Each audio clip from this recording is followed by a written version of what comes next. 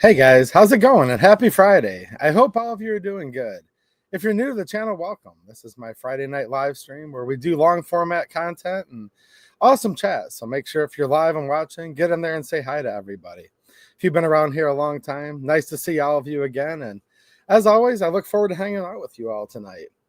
So I've done a couple videos in the last week about how there were huge changes to how NICS background checks are done in Michigan and Alabama, with some more clarifications in like 10 more states and a territory.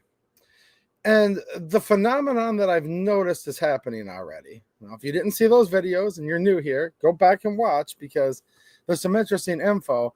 But the phenomenon that I'm noticing occurring after this is actually, I'd love to say, wow, it's shocking. Whoa, I can't believe it. But actually, I'm not too shocked at all. So in this video, this is going to be about Michigan background checks. Yeah, in the state of Alabama, but this is kind of just about a prevailing situation that has to do with all 50 states. So I hope all of you find this topic interesting.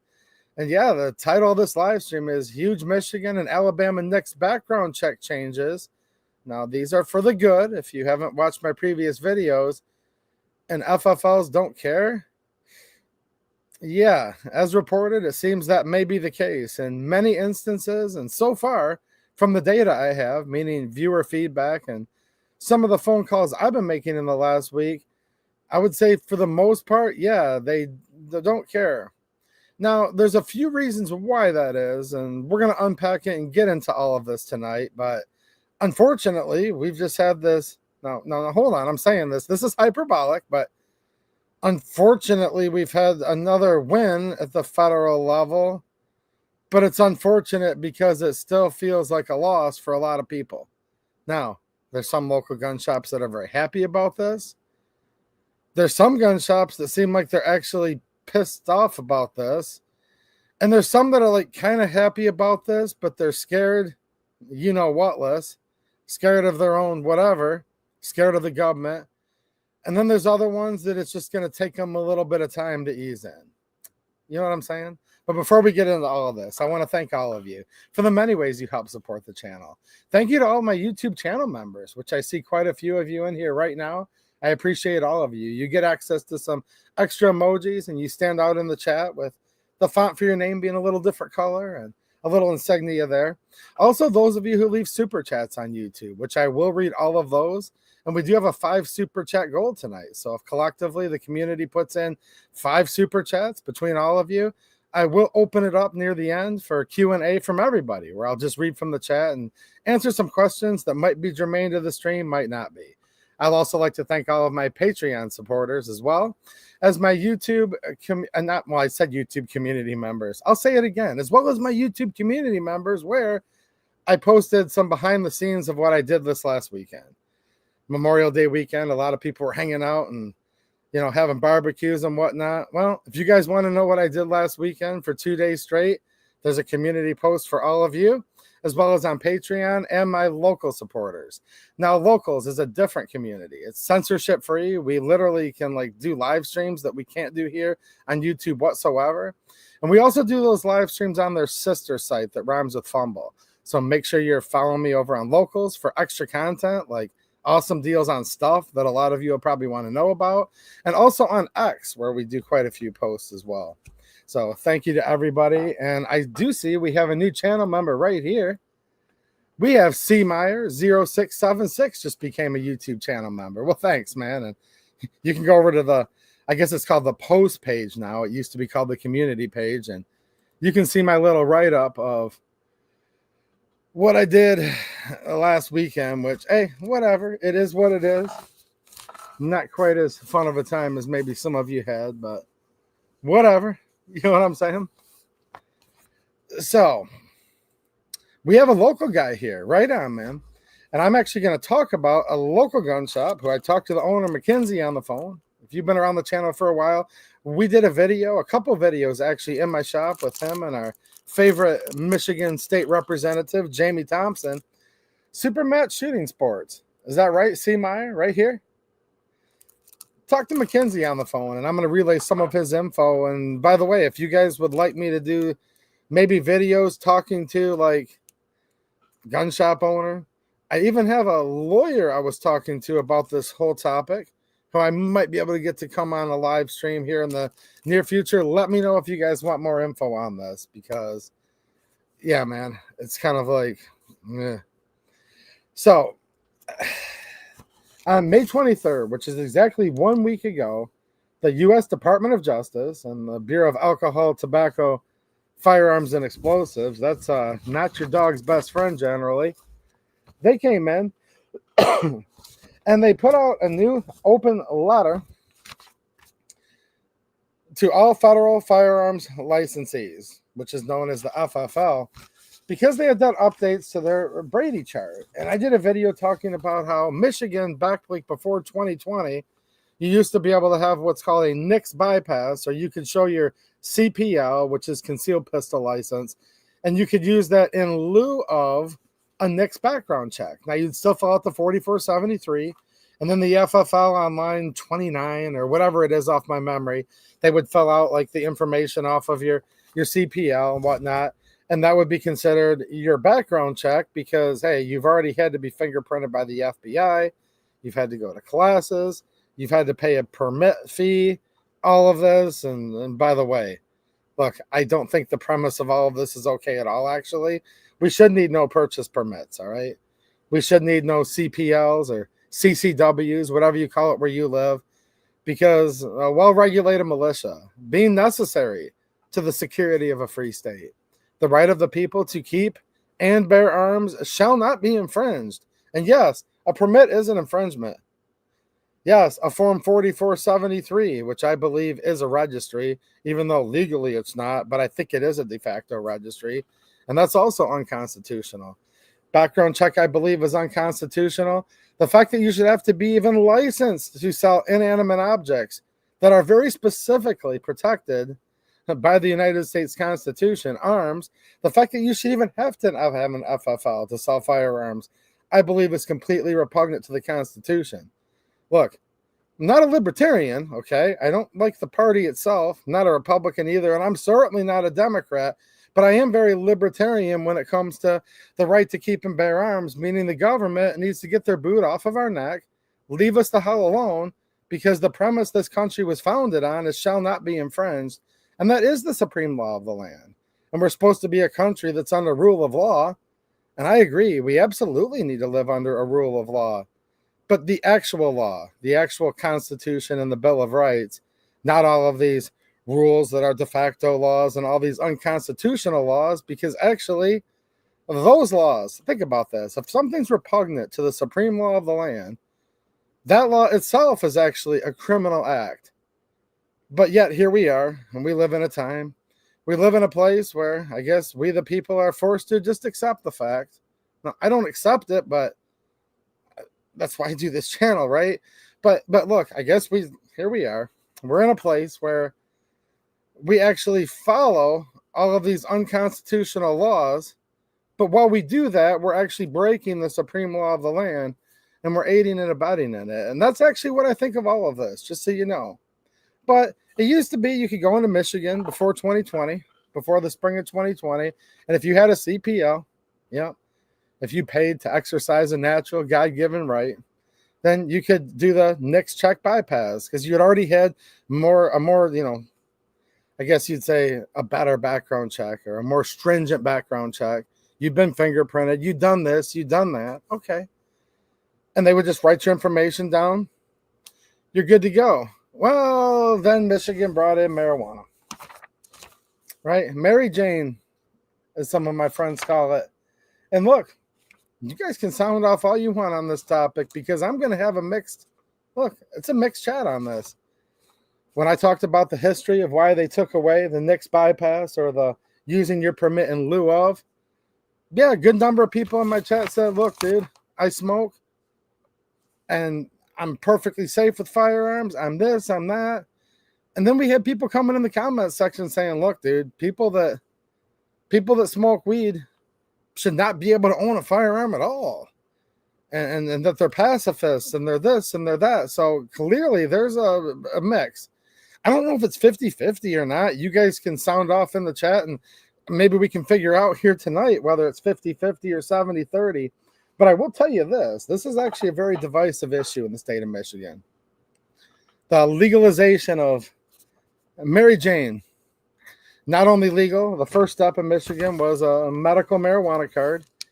I guess, like, in theory, you had to have a doctor. But I remember when it happened, there were all these signs all over the road. Like, you couldn't even hardly get off of a freeway exit ramp without saying, need your weed card? Call this number for $50, and in 5 minutes, you'll get it no matter what. So the medical marijuana cards became very widespread in Michigan. Later, Michigan would amend their laws even further, okay? And they would make it where recreational use would be legal. Look, guys, I don't do it at all. I don't smoke marijuana. Don't have the desire to, and look, man, it's not for me. It's really not. I don't like it. I don't like how it smells. I don't really like how it looks. I don't do it. Okay, I just don't. So I don't know all of the intricacies, but there might be some stipulations. But essentially, everybody that's over 21 or whatever the age is can basically smoke as much weed as they want in Michigan now, from what I understand. And there's going to be some stipulations, and I'm not giving you legal advice, right? Well, around the time they started giving out all these weed cards, I think is the name for it, or medical marijuana permit. You know what I'm saying? Again, I'm showing you guys, I know a lot about the Second Amendment and the gut end of things. All of you guys who enjoy, I'm trying to think of all the names for this. I'm trying to sound like a hip cat. First of all, to prove this is a hip channel, before we say anything else, we have to say, let's go.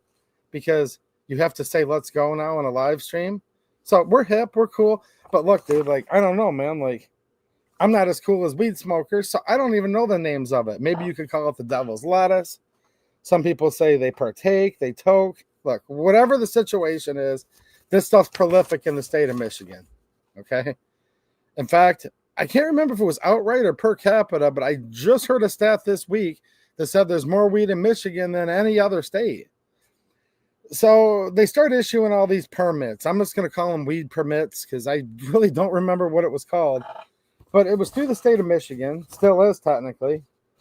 And I just don't know if many people do them anymore now that Michigan's kind of just like no holds barred, where you can just buy it, I think, right? Like, whatever. From what I understand, no legal advice.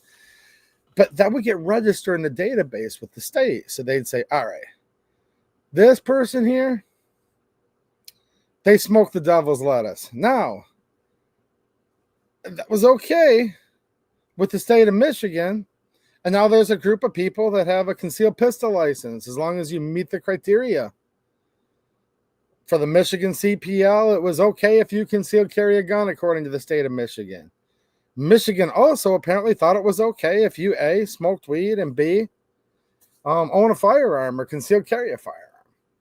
However, and this is where it's like really, really interesting, because the government likes to pick and choose on the supremacy clause of the Constitution, because the Constitution does say when there's a conflict between the several states, or when there's a conflict between the federal law and the state law, that the federal government reigns supreme, but it narrows that scope. See, it's called the 10th Amendment. That's states' powers. That's powers of the federal government, and it's powers of we the people. And it says, though, like, unless it's like very specifically delegated to the federal government in the Constitution, then it's delegated to the states respectively, and ultimately to we the people. So the federal government would hold the fewest powers, according to the founding fathers. The states would hold a little more power, actually, than the federal government, because we are supposed to be these United States of America, and not just the federal, the omnipresent federal government of America. No, it's supposed to be these United States. Now, it used to be these United States. Now it's referred to as the United States, this big singular monolithic country that steamrolls states' powers and certainly steamrolls the power of the people, which, according to the 10th Amendment, the people are supposed to have the most power. The states would only have a little bit, and the federal government would even have less power than that, right? Well, we find ourselves in a situation, though, where it shuffles back and forth. Sometimes the federal government reigns supreme. Sometimes they don't. They pick. They choose. give you an example. These so-called sanctuary states, sanctuary counties. Now, I know the 2A movement had a 2A sanctuary movement, 2A sanctuary counties movement. I'm just going to cut to the chase. I get it to a point, but often the 2A community and conservatives generally are terrible at naming and marketing things. Dude, sanctuary state and county was like the worst thing ever, and that's where they would give sanctuary to illegals, foreign invaders, people who were in this country illegally that never immigrated here the right way. Now, look, shout out to our good immigrants. And we need to have good immigrants, and we need to have a merit-based system. But all of these invaders, look, you can't even have a country without a border. And we're suffering a lot because of that. The economy still sucks in this country. I don't care what anybody says, and I think that's a big part of it.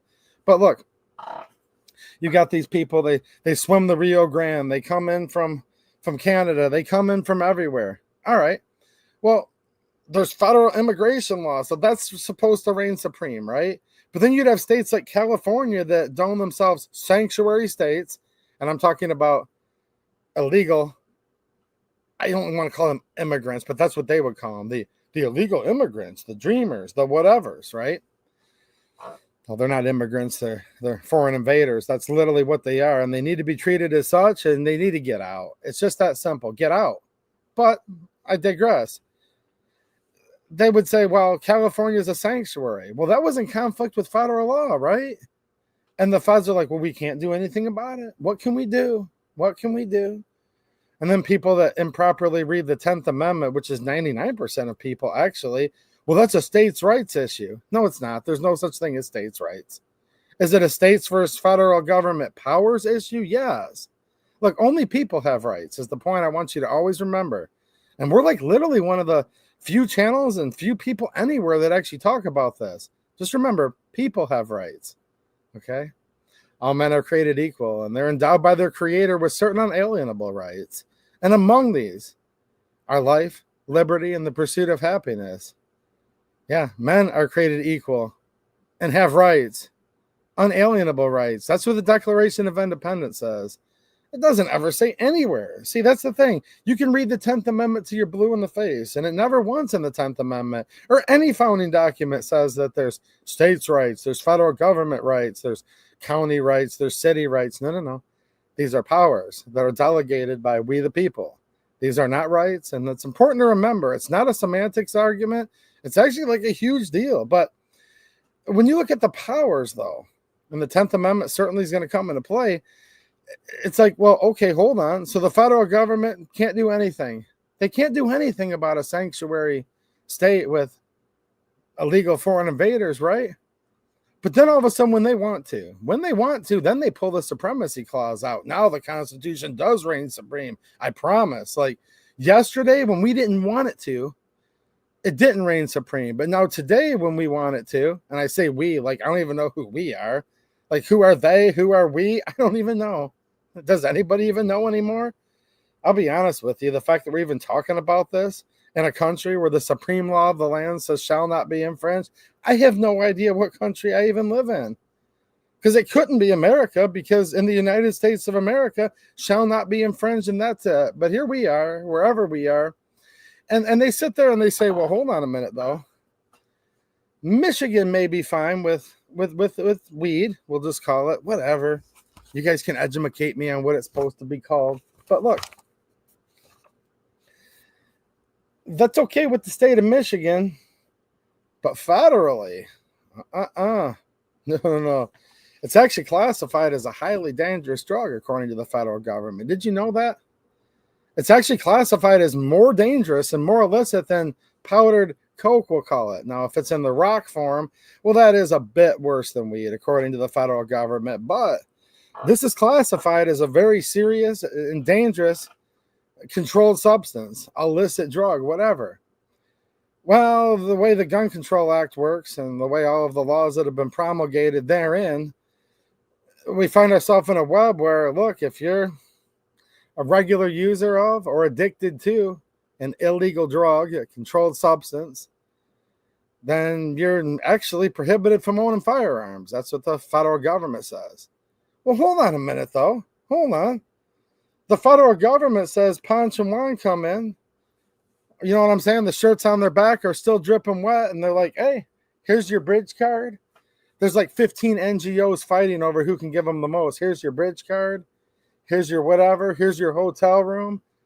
Oh, veteran with PTSD. Yeah, you're going to have to vacate your room and go sleep under a park bench. That's actually true. That really did happen. Kicked out a veteran so that more of these where the backs of their backs were still dripping wet, coming on in as fast as they can. You know what I mean? And the guy of the federal government's like, oh, what can we do? We can't do anything about it. Well, hold on a minute. There's a federal immigration law. Oh, they don't enforce a lot of federal laws when they don't want to. And let me know if anyone can. This is actually a dead serious question.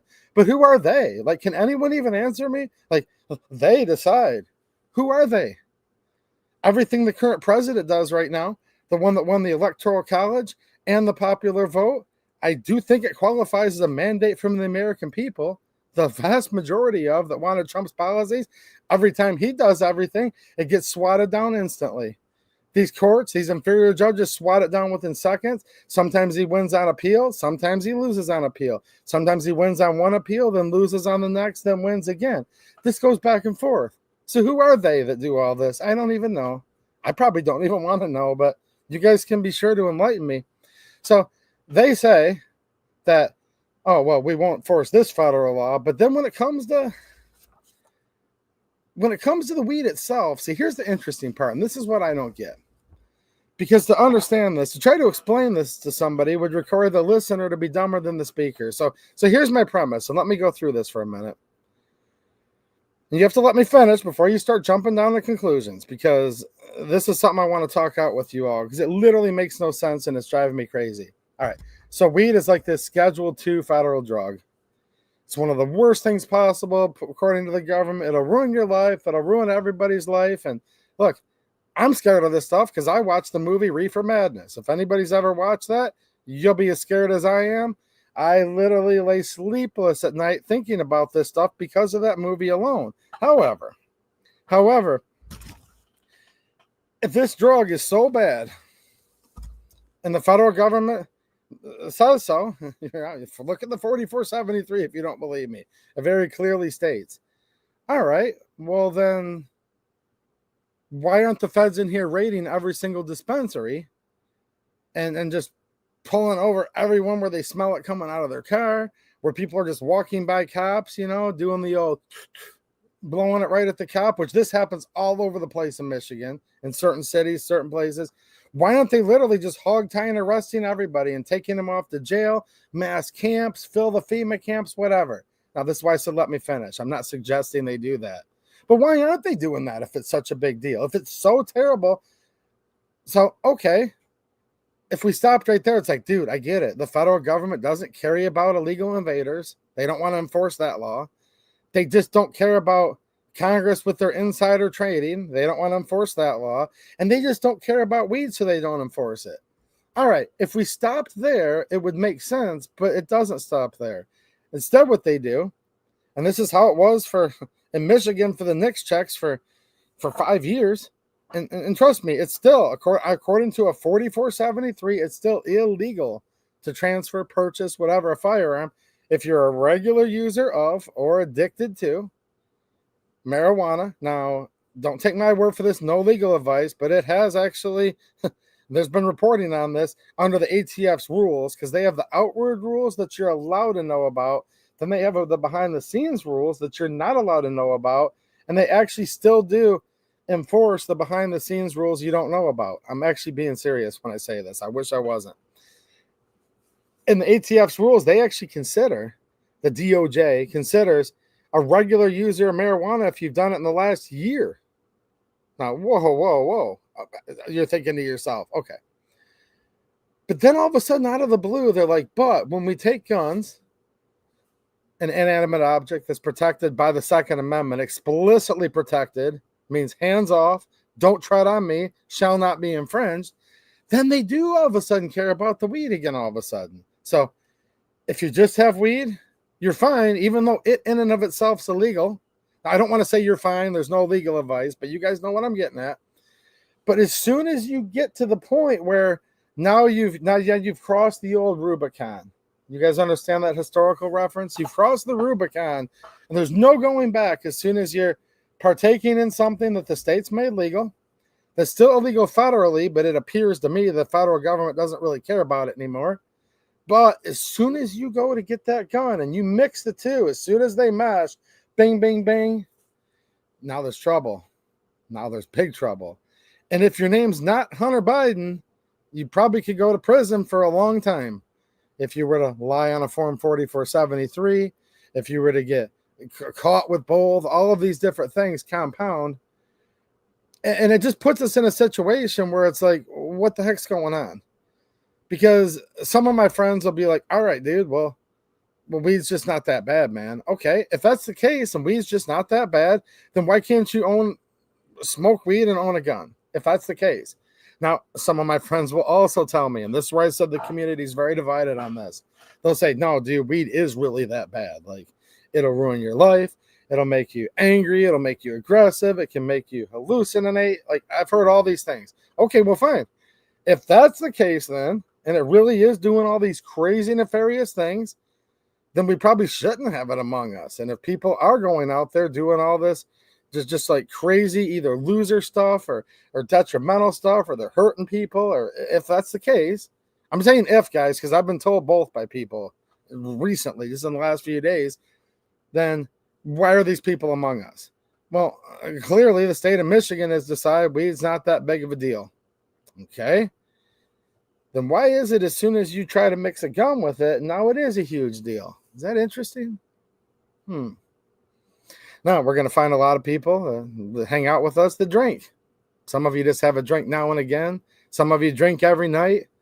Some of you are addicted to it. There's going to be a big spectrum that own firearms. Here's the crazy part. It doesn't ask you on a 4473 if you've had like a beer in the last year, does it? No. Well, the big difference, I guess, between the two would be marijuana is still illegal federally. Well, what happened is Michigan, and I wanted to bring all this out there because I didn't realize, like, I know there's tons of divides in the gun community, like more and more than there ever has been before. All right. But I didn't know there was such a divide over the whole marijuana thing. I was starting to think around here I might be the only one that doesn't smoke it, to be honest with you. Because it appears just walking about and looking around, not in my shop, but just like outside. It doesn't happen inside this shop at all. But I kind of noticed, I'm like, geez, I might be the only one or one of the only ones that doesn't. But no, our state's pretty divided on this whole weed issue, period. And then when you add in weed and guns, then it gets like even more interesting, to say the least. And then I know someone that I'll just throw this out there as a third party. This is kind of the crazy Ivan, if you will. I know a guy that smokes it all the time, and he's more pissed off than anybody that they legalized it. And I'm like, whoa. You do it all the time, and you're mad that Michigan legalized it. And I actually know where he's coming from. When he explained himself, he's like, yeah, dude, now the government's involved. Now they get to tax it. Now they get to regulate it. I used to dislike it when it was under the table, so I could do my thing, and whoever could do his thing. And he preferred, Bob's basement rather than he did walking into the dispensary. So he actually loves it more than anyone, and he's pissed off more than anyone they legalized it, because he's not a big government guy. And he's like, well, now that the government's involved in it, it's going to go to crap like everything else. Well, okay. But what happened in Michigan is they had given medical marijuana cards out to people that had CPLs. And the federal government comes in and says, nope. We have now potentially prohibited people because the government believed, this was overturned the other day, but the government believed that, yeah, if they have a medical marijuana card, chances are they probably have used marijuana. That's what they believe. And that probably is a reasonable belief. Let's face it. If you're getting a marijuana card, you probably do it or have done it. I mean, that part makes sense, I guess. But how they could come to that conclusion. But then it said, well, hold on, they have CPLs, which is a NICS bypass, which means you could be selling guns to people who are prohibited persons. But here's the problem with that. if the state of Michigan was violating federal law by issuing 2 permits that both legally conflicted with each other, does that make sense? Does that mean that, like, the gun buyer, the just regular Michigan citizen, did anything wrong? Or does it mean if they did something wrong in the Michigan government, maybe the government should get in trouble? Imagine that. What a concept, right? What a concept. If the government did something wrong, should they get in trouble? Well, if you want to know my answer, it's very simple. Yes, absolutely yes. And if the government's ever breaking the law, they should get in like way more trouble than if a regular person did. That's very easy for me to answer. But they tend to not get in trouble at all. So they said, well, whatever. We'll just play it safe to make sure that, someone that has a weed card and a CPL, just to make sure that they're not mixing the two, even though it did absolutely nothing. And people probably started mixing the two more than they ever had before. If you want to know my opinion, they said, well, we just won't use the CPL in lieu of a NICS check. You know what I mean? They said, we just won't do a NICS check for anybody in the whole state of Michigan. Doesn't matter. And that was BS, and it pissed me off. Well, Gun Owners of America has been suing on this for about 5 years straight. And they won because all of a sudden, Michigan, now an FFL can use a CPL, a valid CPL, that they don't have reason to believe is fishy or there's something wrong with it or whatever, in lieu of a NICS check, meaning you don't have to take that background check. Well, this is good news for a lot of people, where your LGS is actually excited about this and happy about this. In other places, time's going to tell. And I'm also getting lots of reports, unfortunately, that some gun shops are saying, we don't care that the ATF has returned the status quo. That's really what it is. Return the status quo back to how it had always been before. And they're still going to run the background checks no matter what, even if somebody is a CPL holder. I'm going to read some super chats in 1 second because I appreciate the generosity, but I'll give you guys a little teaser. My gut instinct. I'll just tell you my gut instinct because I don't have to think about it. As soon as I found this out, I'm like, screw those jackbooted FFLs, those FUDs, those whatever. You're going to be more strict than the ATF? Like, geez, just goes to show you where we're at right now. And this is me literally thinking out loud of what I was thinking when I first started hearing all this. Because it's become apparently obvious. A lot of FFLs in the state of Michigan are just going to totally ignore this new ATF guidance, and they're still going to run that background check every single time just because. I'm like, isn't this great? We live in a place now where the ATF, yeah, I'm not going to say anything good about them at all, trust me, but they're actually less jackbooted than a lot of FFLs are. Yeah, to hell with these FFLs, to hell with this gun industry, because this gun industry just pisses me off all the time, actually. Okay, that was my gut thought. I'm being 100% candid with you. You know what it reminds me of? All right, you know what it reminds me of? When you're younger. When you're younger and you go into a party store or gas station and you try to buy some cigarettes, or maybe you're 21 or 25, or now I guess there's all these signs up if you're 50, that they need to see your ID to buy whatever it is that's age restricted. When I was a younger guy, it was 18 to buy cigarettes. Now I think it's 21 from what I understand. That's a long time ago when I was 18. But do you guys remember? Sometimes you'd have a clerk sitting behind the counter. All right. And trust me, for all you FFLs that are getting your panties up in a bunch, I'm trying to give a reasoned and balanced discussion over this because this is an important topic. Just like a minute ago, guys, I tried to be as reasoned as I possibly could about marijuana. And I hope you guys appreciate it. I was literally trying to just throw it out there and have the audience have a discussion over it. I don't like this stuff, okay? I don't like it anywhere near me. So I'm going to admit to you right now, I am biased on that topic of marijuana. I really am. But I do promise you, it still makes no sense to me how they do this dueling narrative with it. That part of it doesn't make sense. Everything I told you is true, and I do have bias against it, but I wanted to tell you that afterwards because I tried my hardest to try to just present it how it is, and you guys can decide if you're okay with people mixing guns and weed, all right? I mean, but I hope you appreciate my honesty. Same thing with the FFLs. That's my gut instinct, and that's just the way it is, and you guys got the unvarnished truth.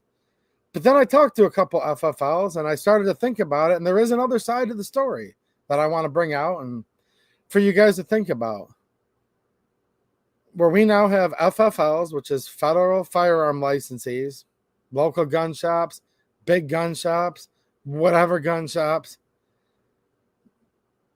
that are wanting to be more strict and impose more rules and laws on us than the National Firearms Act imposes, than the Gun Control Act of 1968 imposes, and even want to put more restrictions on us than what the ATF wants to. Now, did anyone ever, regardless of when it was, did you ever go in to buy yourself a pack back in the day, and there was three types of clerks behind the cash register? And trust me, this has everything to do with what I'm talking about with these FFLs. The one guy would walk in and they just have he'd be kind of cool acting. He'd be like, "Hey man, what's happening, dude? How can I help you, man?" As soon as he's, "Hey dude, hey man, hey brother," whatever, you knew he was an all right guy. And then if you had that type of guy, he would basically treat you one or two ways. You'd say, "Hey, give me a pack of your Pall Malls, no filters." All right. "Give me some of them Pall Malls there." And he'd say, all right, cool, dude. And then he'd kind of look at you and he'd either say nothing and just sell them to you, or he'd say, "Are you 18? "Well, yeah." "All right, cool, dude. Just checking." There you go. That'd be the one type of guy. Well, the other type of guy might kind of act the same. He'd be like, "Hey, bro, I do need to check your ID, though." You know what I'm saying? Like it is what it is. And they kind of real politely and sometimes even timidly being like, "Man, I hate how it is, but I am going to need to see that ID, brother, if you don't mind." You'd show them the ID. You're 18. You're good to go. Then there'd be the third type. You walk up there, "Hey, man, can I get a pack of those Luckies?" And they'd say, "ID." You'd be like, "Whoa, who are you?" Like, "Whoa, you're going to read me my rights?" You guys have all been there at least once. You know exactly what I'm talking about. They're like, "ID?" I'm like, you pick yourself back to some movie where it's like a boot camp scene or something. It's like, "ID." And you're like, "Attention," and you're like, whoa. Yeah, that type of clerk. They're like, "ID." And you're like, whoa, dude. And then if you even take like 2 seconds, like, "I'm not going to sell these to you unless you show your ID because I'm the clerk behind the counter at the 7-Eleven. And right now, I am the god of your world. I am the god of your domain. You will be having nicotine fits all night long. Unless you bend the knee to me and show me your ID, you little plebe." And you're looking at them and you're like, yeah, right. Who the hell are you? Now, look, I was brought up from humble beginnings, guys. We grew up poor, and in so many ways, I'm really happy we did. So I was never raised to think I was better than anybody at all, man. But at the end of the day, when you're sitting there dealing with this, it's like, dude, you're some stooge behind the counter of a gas station. Now, shout out to all the cool people behind the counter of a gas station, because I like cool people that are behind the counter of a gas station. And that's actually like where you can meet like really, really good people, though, right? Like, I'd way rather hang out with a dude that works behind the counter at a gas station than a government man, like 99 times out of 100. But you're looking at them and you're like, yeah, right. Who the hell do you think you are? Who the hell do you think you are? You're going to drill me like you're some freaking drill instructor? You know what I mean? And I think you all know exactly what I'm talking about. And I think you know how this ties in. With some FFLs are going to be like, "Cool, bro." Or some FFLs are going to be like, "Yes, this is awesome.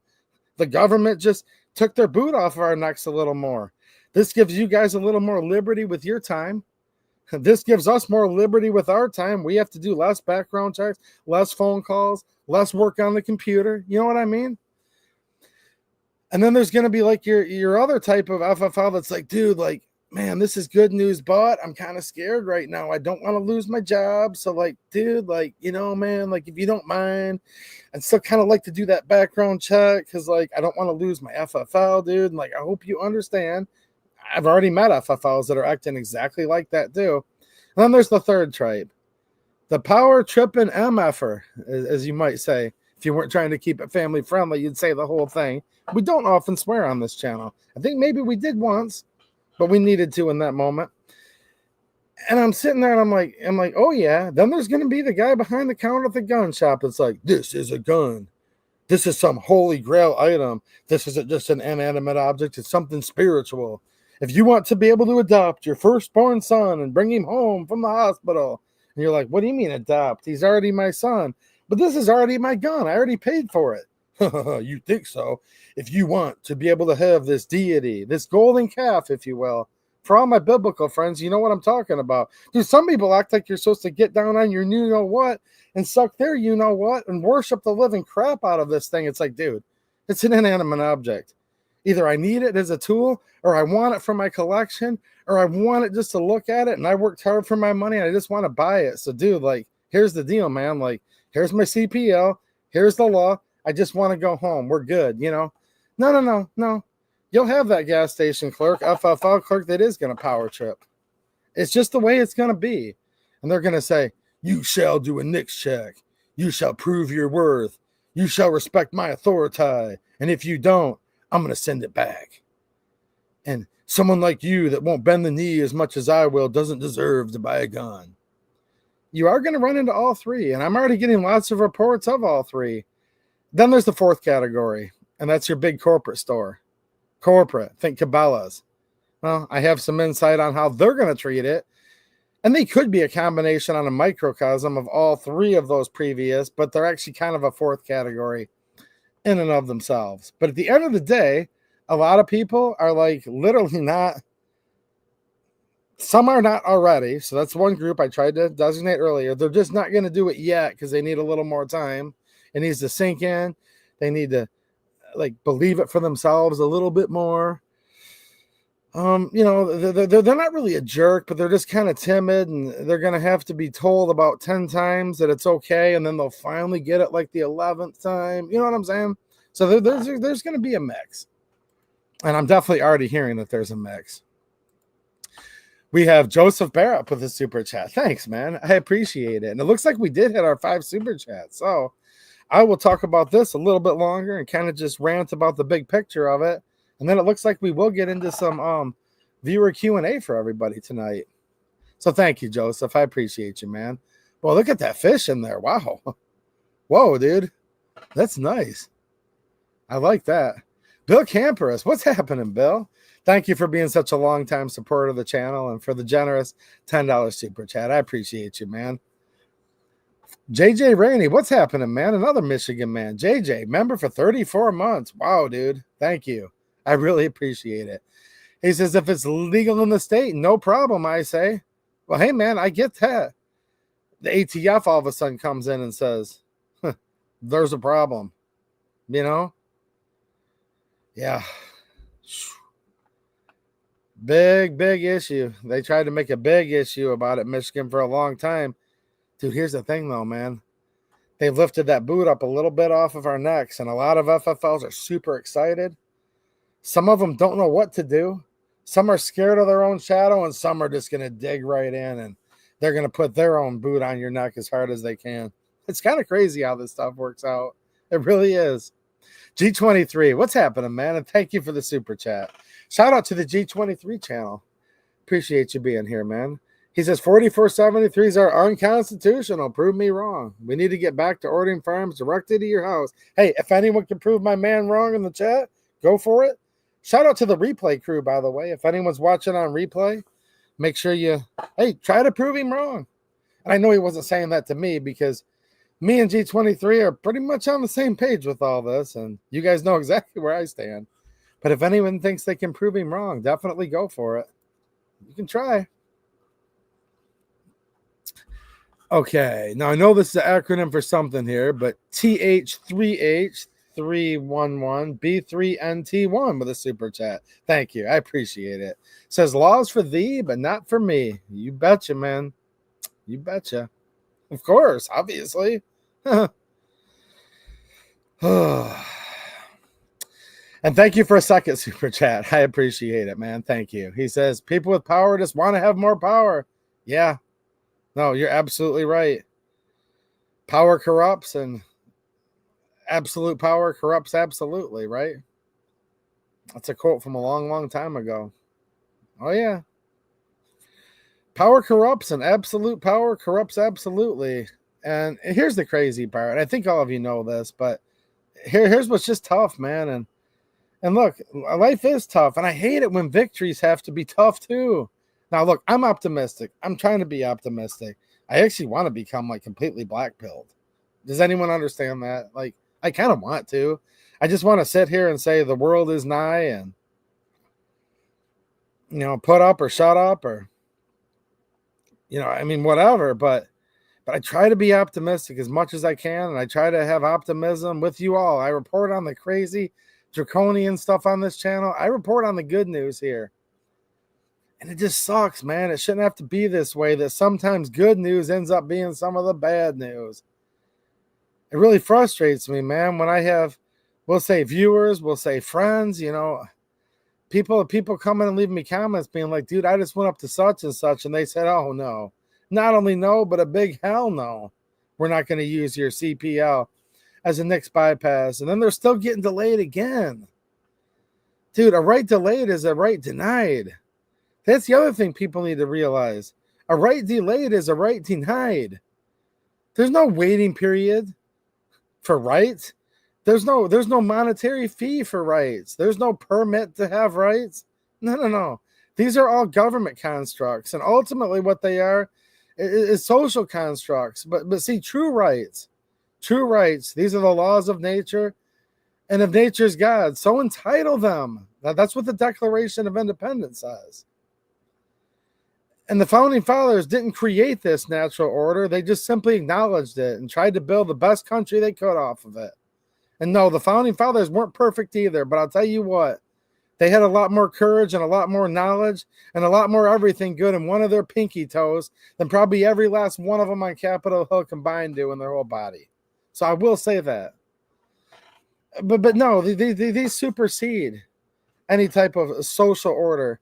These supersede any type of government, because people have always had certain unalienable rights long before the United States was created. And trust me, this country will fall. All countries fall. There was a time during the Roman Empire where people have said that could have never, ever, ever fallen. There was times during the Mongolian Empire. You name it. Oh, this will never fall. This is the epitome thereof, and every one of them's fallen. And they all will. And the more things change, the more they actually stay the same in the end. And that's one thing that's always constant. And you need to remember that. And I wish more Americans could have the courage to actually remember this. Your rights are endowed by your creator, not the government. The Second Amendment doesn't give you the right to keep and bear arms. The right to keep and bear arms was given to you by God, endowed by your creator. And we need to stop and actually think about that a lot more than what we do. Now, I'm not saying literally you. A lot of you that watch this channel hear this every single week. But we, the people, collectively need to start thinking about this stuff a lot more. That's like a very, very powerful thing. All men are created equal, and they are endowed by their creator with certain unalienable rights. Endowed by your creator? Yeah, that's literally a gift from God. And we sit there and say, well, we have states' rights. The Second Amendment right. No, the Second Amendment protected right. Because the whole Bill of Rights doesn't grant you any rights, actually. A nice way to actually put the whole Bill of Rights, if you wanted to sum up very, very quickly, is don't try it on me. That's actually what the Bill of Rights really says, is don't try it on me, government. Not only will you get your boot off of our neck, but get your boot the heck away from us. And it's crazy that so many people, and we wonder why we lose our free exercise of our rights. Because look, the government can't take your rights away, but they can take your free exercise thereof.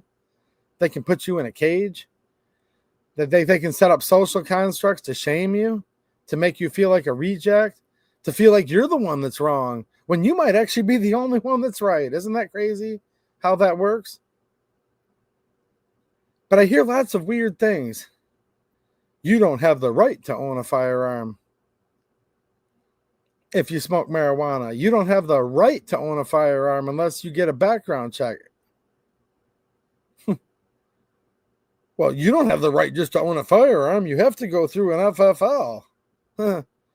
What's your favorite flavor of kiwi? Do you like the kiwi jackboot brown or the kiwi jackboot black? Some guy was trying to argue with me the other day. He was a little you-know-what sucker, if you want to ask me. I'm trying to be very family-friendly. He was a little bit of a you-know-what sucker, if you want to know my opinion. And he got all snide. We were in a debate. And he sits there, he says, well, hold on a minute. He says, he's doing all this cocky stuff. He's like, well, what makes you think that you just have the right to own a gun? And that by you buying this permit that you just have the right to bypass your background check? I'm like, excuse me? Excuse me? First of all, I believe I was created by God.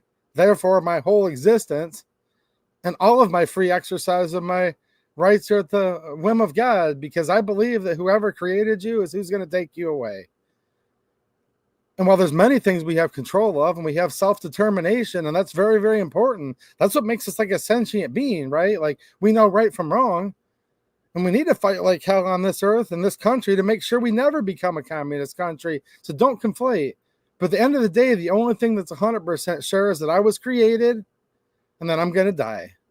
That's what I know for 100% fact. Whoever created me can take me away. I actually look forward to that day. And they're like, yeah, but what does that have to do with anything? I'm like, dude, that has everything to do with it. What do you mean? How do I have the right to own a gun? The founding fathers also confirmed that natural right and said the right to keep and bear arms, it shall not be infringed. And it's crazy because this person told me they were a big Second Amendment supporter too. This wasn't what you think. This wasn't some Moms Demand Action member. It's like, what makes you think that you have the right to own a gun? This is an assault weapon. This is a whatever. You don't have the right to own these at all. No, this wasn't the typical type you think. This is someone that's like, well, I'm a strong Second Amendment supporter, but what makes you think you have the right just to be able to acquire a gun and not do a background check? And I'm like, excuse me? Wow. I'll tell you what, man, a lot of people hate me when I bring this stuff up. A lot of people get mad at me when I bring this stuff up. I think it's sad to say, but I bet you if Thomas Jefferson and the founding fathers were to run for office today, they probably wouldn't even get elected. I mean, that's serious. So many people, man, even gun shops and gun owners and so-called Second Amendment supporters, they actually hate the founding fathers. They hate the Bill of Rights. And they just love the taste of the boot polish, and they love to suck on the teat of the government, I guess. They love the government milk. They love the government cheese. They love the taste of its boot. They like its Form 4473. They love their CPL. They love all of it, I guess. Because somebody said, well, you have a pretty radical disposition there to AEDU, that you think there should just be no gun laws at all. I'm like, oh, really? Oh, really? So I guess I am radical if you consider the Second Amendment radical, which literally says the right to keep and bear arms shall not be infringed. So here we are with all of that. FFLs may. The state of Michigan, Alabama, a bunch of states actually. These were just the two big changes that the GOA won on in court. Thanks for the other super sticker, man. I really appreciate you, dude. Thank you.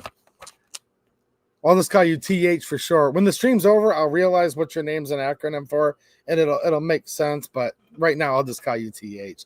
Thanks again.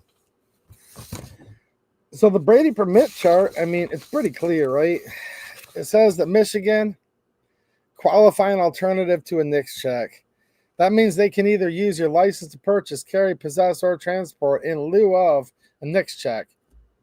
They can also use your license to carry, to concealed carry, your concealed carry permit, your CPL, stands for concealed pistol license, but like 9 times out of 10, people call it the wrong thing. I don't need to go on for even 10 more seconds on how I think this is all unconstitutional, obviously. So now I'm zooming forward to the classic.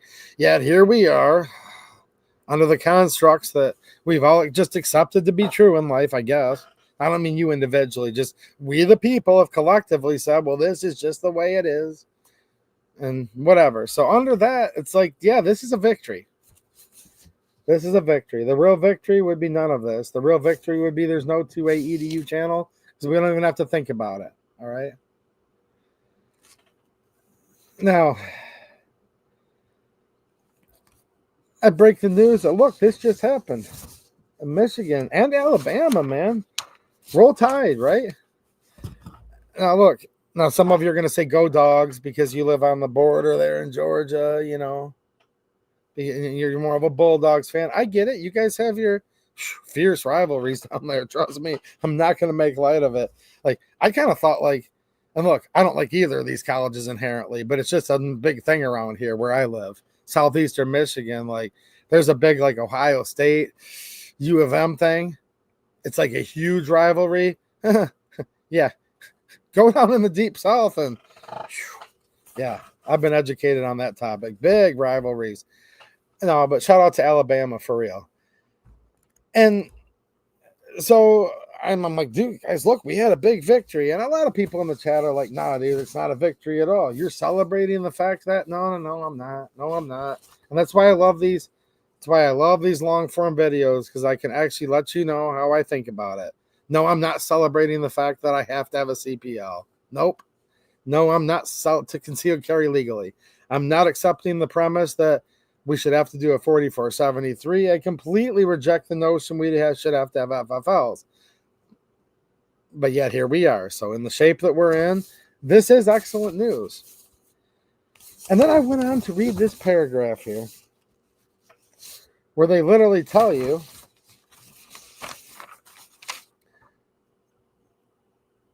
that the FFLs, let me find the exact part here. They don't necessarily have to take it, but they should have a reason to, is what it really comes down to not accept this in lieu of. All right, I'm going to read it verbatim. FFLs are not required to accept a qualifying alternate permit in lieu of a NICS background check if the FFL has reason to believe that the permit is invalid, improperly issued, or otherwise does not meet the requirements of the state or federal law. The FFL should contact NICS before transferring the firearm. So I read this as, well, unless they have one of these reasons, they have to accept it. Well, I was told by several FFL holders that I was wrong and that I'm dead wrong. And why not? I mean, shoot. I mean, I don't know. I read the Constitution and it says the right to keep and bear arms shall not be infringed. Yet here we are with like over 26,000 federal gun control laws, codes, rules that have full force and effective law, all of this mambo-jamambo crap. So, of course, nothing would surprise me anymore. When they say yes, I guess it should just mean no. I'm almost to the point now where anything I read, I'll just put it in a mirror and read the complete opposite. And I probably have a better chance of being correct than to actually be able to read literal words. But it's like, well, no. What you think it says here, because it looks like it's pretty darn clear, right? They're not required to accept if the FFL has reason to believe the following, which to me would mean, and I said that in my video, and apparently I'm wrong. At least I'm told I'm wrong. Heck, the more right you are, the more wrong you're told by these people. But you're told you're wrong. They're like, no. That just says that there because it says that there. And I'm like, okay. But it does say that there. Yeah, it says that there, but that's just because it says it. But that doesn't mean anything.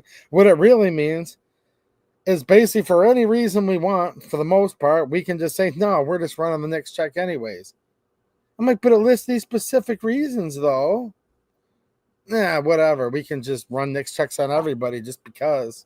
For no reason at all. I'm like, yeah, but you can't literally say your reason is like because the sky is blue and water's wet. Like, that certainly couldn't be your reason. Like, sure, why not? You'll deal with it or you won't get your gun. I'm like, you kidding me? I'm like, what the hell do these guys know? So I actually talked to a Second Amendment lawyer, a very smart one. He's like, dude, this is insane and you're going to hate this, but do you want the truth or not? I'm like, dude, I want the truth. That's why I called you. He's like, no, they're actually right. They can run NICS checks on everybody, like no matter what, and they don't. I said, well, hold on a minute. I said, hold on. Could they say, look, could they verbally articulate and say this? Because I wanted to bring up a far-reaching example to see what they would say, because we have legislation pertinent to this. I said, could they say, all right, can all white customers use the CPL as a NICS bypass, but all colored customers, we have to do a NICS check? Could they articulate that in writing on their door? He's like, oh, gosh, no. Of course they couldn't do that. I'm like, well, there's a Civil Rights Act, and there's tons of other laws that would intertwine where they couldn't do that. I'm like, okay, so they can't. If it violates people's civil rights, they couldn't do it for that reason. Okay, so I guess there is like, I had to find out where the end of the road was. Like, is there literally any reason that they could do? He's like, but they probably could get by with it if they just kept it to themselves and didn't like verbally articulate it or put a big sign on the window. I'm like, okay. But apparently, I mean, it just goes back to this, right? Like, look, here's how this works. In some cases, if you don't abide by every letter of everything the ATF puts out, you can find yourself losing your FFL real quick. Oh, yeah. If you decided to only read parts of the ATF requirements and charts, and you just, if you were an FFL and you just skipped part of it that kind of had some leniency towards we the people, you know what I mean? Say you wanted to be a bit more lenient than the ATF wanted you to. Oh boy, you'd be in trouble real fast. Real fast. Like, at the very least, lose your license, if not go to prison or both, quicker than you could even think. But then, though, but here's the thing. If you want to err on the side of pressing your boot a little harder on the plebe's neck, if you want to be a little more restrictive than what the ATF's telling you need to be, then you no longer need to read it at all. Then it doesn't even matter. And this is literally how I'm told this works. And a lot of my viewers are telling me this is how it's working right now, where they're going, look, when they give them criteria here that says, well, FFLs are not required to accept, and I'm going to paraphrase this, basically if they believe it's fraudulent or there's something wrong with it, they don't have to accept it. Well, then why'd they even give them this? If this doesn't mean anything, then why'd they even give them this? It's like, oh, well, this does mean something. This is like, dude, if they literally mess up with, like right here, dude, if they were to literally mess up like on this, say the permit was issued 5 years earlier in one day. Now this is, I'm being dead serious too, not hyperbolic. If they took a permit in lieu of a background check that was 5 years and 1 day old, oh boy, you literally have to read this. Like this says right here, no, not more than 5 years. That means if it was 1 day past 5 years, you're in big trouble. So you have to read this exactly. Just follow me here if you guys can. And I think you're getting the point real quick. This is such a circle. This is such a conundrum. This is all just so stupid. I'm just being blunt about it. This is all stupid. Right here. If you take this line on this same document and you're like, well, hold on a minute.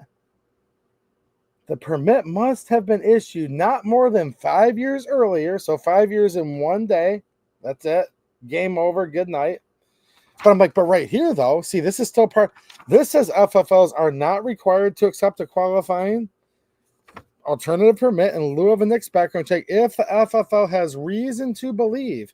Now, when you're like in court, right, anytime you get out of this stupid, like the way gun laws work, which they don't work like any other laws do, it's like this weird, fictitious fairy tale land when you get into the ATF and guns and gun dealers, and it's just the whole thing is just so stupid, really.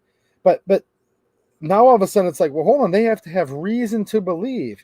Reason to believe, last time I checked, is actually a certain legal standard. Like, you guys have heard adjacent things like a police officer has to have reasonable and articulable suspicion that you've broken the law. What would any reasonable person have believed? Then you get into other Supreme Court precedent, like you have to have mens rea, like of the mischievous mind, like you had to actually have intended to do something wrong and all this. No, like has reason to believe last time I checked, and everything but this, I guess. actually has like a legal meaning to it. But they have to have reason to believe that the permit is invalid, improperly issued, or otherwise does not meet the requirements. But I'm learning very quickly that de facto, the way it actually works in real life, as a matter of fact, de facto, the way it really, really works, though, is FFLs can be like, nah, I don't feel like it. Excuse me? Well, what if you said, I don't feel like it, but I'll just accept one? See, here's where this is a endless loop. I'll accept one that's 5 years and 1 day old. It was issued 5 years and 1 day ago. I just feel like interpreting that different.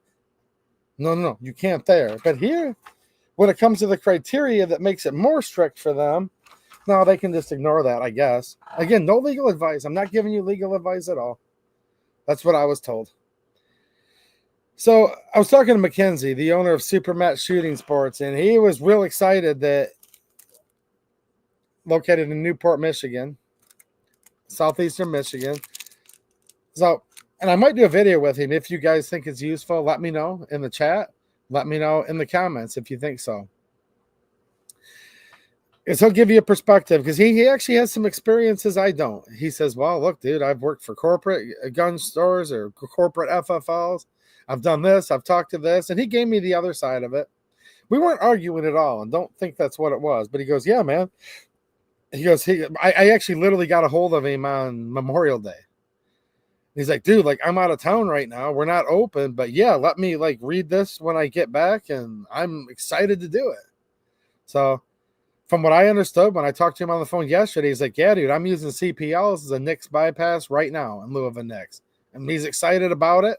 So I know here is one place, and some of you guys, your LGS is also abiding by it, but here's a place where you go in with your valid Michigan CPL, and if he doesn't have reason to believe that it's invalid, whatever, like if he looks at it and he's like, dude, did you just literally make this on your Epson inkjet printer from 1998? Yeah, obviously, but, you know, but yeah, if he looks at the CPL and you've got a legit CPL, he's using that as a NICS bypass. I said, okay, well, what about the license to purchase, carry, possess, or transport? And he has to think about that for a couple more days. And I'm like, hold on a minute. Like I said, we had this honest conversation. I'm like, yeah, but it's right here. He's like, yeah, but you also have to follow state law. And this just happened a couple days ago. He just got back in town. He just wants to digest how these new Michigan laws may or may not conflict with this. And he just needs to digest it for himself. And then he will have an answer and a policy on that. Now, the first part of his answer, I give a 10 out of 10. He's like, yeah, I'm abiding by the new guidance. CPL, that's in lieu of a NICS in my shop right now. This he has to look into a little further, just because Michigan does have a complicated web of laws that do surround these licenses to purchase. If he wanted my opinion, and he doesn't take legal advice from me, so I didn't give it, I'd say, well, I think these licenses to purchase are good to go, actually. But if it takes him a few days or even a week, because everything moves so slow, or a couple weeks, I'm not going to give an exact date. If he just literally has to figure out the nuts and bolts of what it says, okay, I guess. And I said, well, did you get the letter yet? He's like, no, dude, you're like the first person that broke this. So this is where I am going to cut some other gun shops a little bit of slack. Not long term, but I'm going to cut them some for now, because there is that category out there that's like, well, I just have to see it for myself. Now, I've done very informative videos on this. And I literally said, like, for anyone that wants to see the letter, download it yourself. The PDFs, you literally have the PDF, and you'll be able to see through that link. I shared it on my locals community. So if you guys didn't see the previous video, go to my locals community. It's a free post to everybody. It's pinned right up at the top of my locals feed. And you can verify it for yourself. You'll see the URL that you're opening it from via my locals post.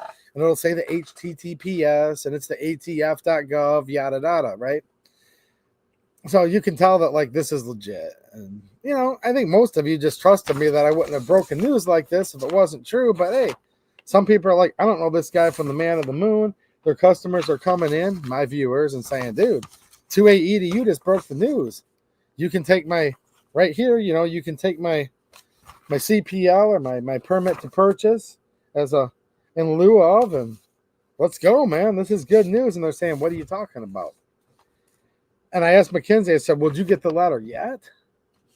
he goes, no, dude, I haven't gotten the letter yet. And he told me he's going to let me know when he gets it from the ATF. So this just shows you how slow government moves. I guess I was weeks and weeks ahead of everybody on this. But when I reported this to you all, it had literally already happened. May 23rd, 2025. That's the effective date of the letter. And from what I understand right now, at least my LGS has not received this letter from the ATF yet. Not like, a letter in the mailbox or an official email from them. So this is why I wanted to put in perspective, because I pretty much told you all I have to think about this. I told you the different types of FFLs and the way they're going to handle this. It's going to be a time for choosing for people in the state of Michigan is what it's going to come down to. You're just going to have to choose who you want to do business with. And when you're going to have to make that choice is up to you. And I say you're going to have to make the choice when. That's a little bit of a gray area, to be fair. Because if there's something breaking that's just come out, sometimes we just kind of take it for granted. It's like, dude, if 2A EDU knows about it, everybody must know. Well, I'm not trying to pat myself on the back too much, so I will a little bit, though. Don't forget to give the stream a thumbs up if you've enjoyed it tonight. But look, like, I guess I'm way ahead of this, like weeks ahead of everybody, I guess. And there's some other YouTubers reporting it now because they watched my video, but there are a lot of FFLs that have no clue this even happened yet. Now, Mackenzie did tell me this, and I actually agree with him on this. He goes, dude, I have customers come in telling me stuff all the time.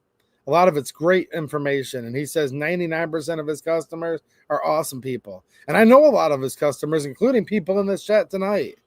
I've had lots and lots of good conversations at that shop when Matt owned it previously as well. Which we're going to get into one more thing in 1 second here. But look, he's like, 99% of guys come in, they're smart. They'll tell me something. I'll look into it, and it's usually true.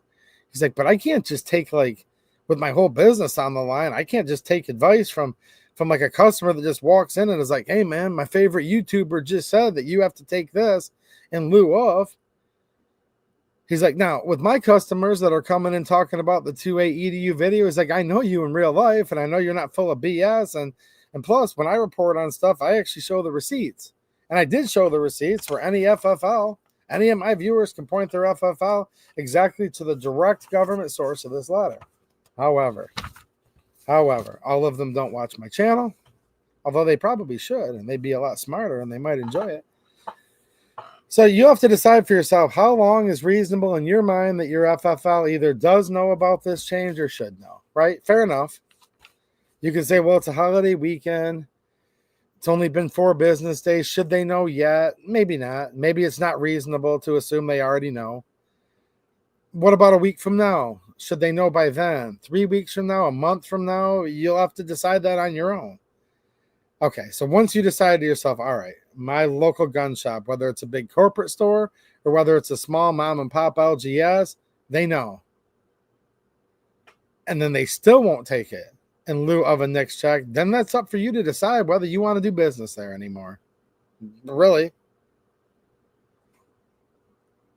Do you want to do business or not? If you say, well, hold on a minute, I shouldn't have to do a background check because I have a valid CPL and the person, maybe they're really cool about it and you understand why they're doing it and you still will choose to do business there. That's cool if that's what you want to do. But then they might be a jackboot about it and be like, no, you'll do this just because I said so. Blah, blah, blah. Well, then you'll have to decide if you want to keep shopping there or not. Now, like I said earlier, there's going to be the jackbooted FFL that's like, you're lucky you're allowed to even buy a gun. You plebes, are lucky you can have. Now, look, I'm not saying this is all FFLs, but I do know this category exists. I've actually met them. Fortunately, I've met more like this than I want. A lot of them are cool as heck, and they're like, dude, just give me a minute to read this and digest it. I just, okay. Some of them might need to call their lawyer just to make sure that this says what it says, All right. And then there's the ones that just takes a little while for it to sink in. They're a little wishy-washy. And one thing I was told that I do want to bring to your attention, these FFLs have been under zero tolerance for 4 years. Zero tolerance. You could have a misspelling. You could have a comma instead of a period. You could have a lowercase L get confused with a 1 when you're writing down a serial number, you know? Zero tolerance. They could have uprooted their FFL for a clerical error. And a record amount of FFLs were revoked. A record amount in the last 4 years. A lot of sleepless nights.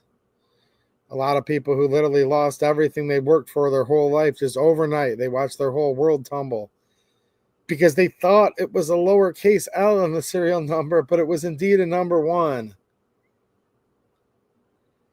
And they tried to read the serial number 5 times before they wrote it down. It's just the roll mark on the gun, the font they used.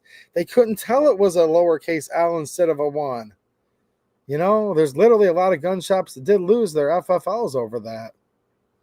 And when you lost it under that, you were never going to be allowed to have one again. Now, keep in mind, I understand there is a process to get it back now.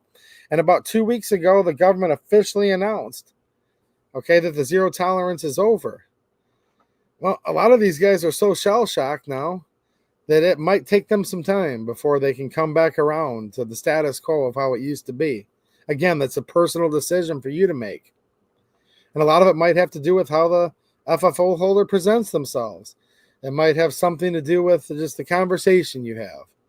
Because I am kind of that type of guy. Now, there is no cool way to violate my free exercise of my rights, but just conversations, period.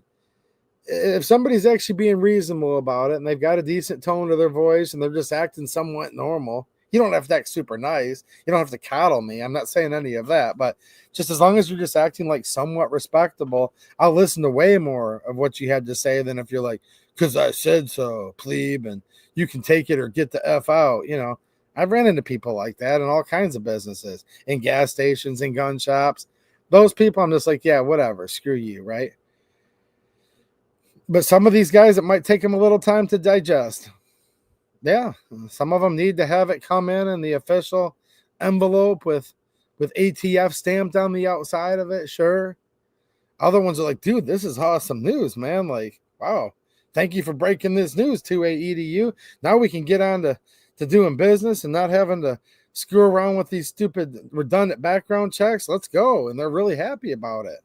Because again, I did leave the exact source to where any FFL, any person who's not an FFL can actually see the official source to know that, of course, I wouldn't, but just to literally prove it, I didn't just make it up. And I mentioned that a couple times now because, oh yeah, trust me, I've been accused of making this up by people, and I'm like, yeah, if I was gonna make this up, I could have a lot juicier stuff than this, but whatever. But I don't even want to do that either because I don't like to just make stuff up. But the whole thing's kind of interesting. Now, there's kind of another like fourth animal, right?